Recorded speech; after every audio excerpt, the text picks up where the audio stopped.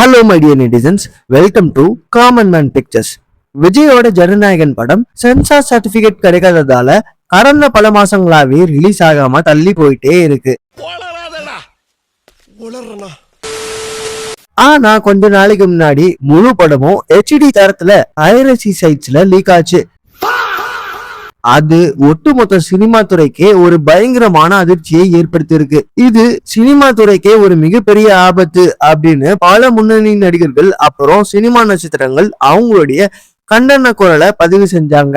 இந்த league issue சம்பந்தமா cyber crime police கிட்ட KVN ப்ரொடக்ஷன் கம்பெனி தரப்புல இருந்து அபிஷியல் கம்ப்ளைண்ட் பண்ணியிருந்தாங்க. இதை தொடர்ந்து தீவிர விசாரணையில இறங்கின போலீசார் கடந்த சில நாட்களுக்கு முன்னாடி 6 பேரை அரெஸ்ட் பண்ணியிருந்தாங்க.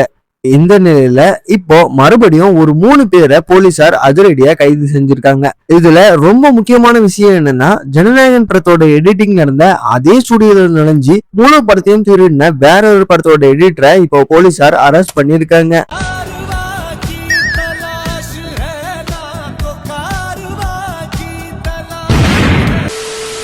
ஃப்ரீலான்ஸ் எடிட்டரா ஒர்க் பண்ணிட்டு வர அந்த நபர் ஸ்டூடியோல இருந்த ஜனநாயகன் படத்தோட முக்கியமான சீன்ஸ் எல்லாம் எடுத்து அதை ஒன்னா கோட்டு முழு படமா லீக் செஞ்சிருக்காருன்னு போலீஸ் தரப்புல சொல்லப்படுது.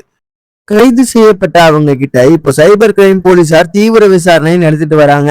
இதனால இந்த விவகாரத்துல இன்னும் பல திடுக்கிடுற தகவல்கள் வெளியாகும்னு எதிர்பார்க்கப்படுது. இதை பத்தி நீங்க என்ன நினைக்கிறீங்க? மறக்காம கீழே இருக்கிற கமெண்ட் செக்ஷன்ல சொல்லுங்க. மேலும் இதே மாதிரியான இன்ட்ரெஸ்டிங்கான சினிமா அப்டேட்ஸுக்கு சேனலை சப்ஸ்கிரைப் பண்ணிக்கோங்க.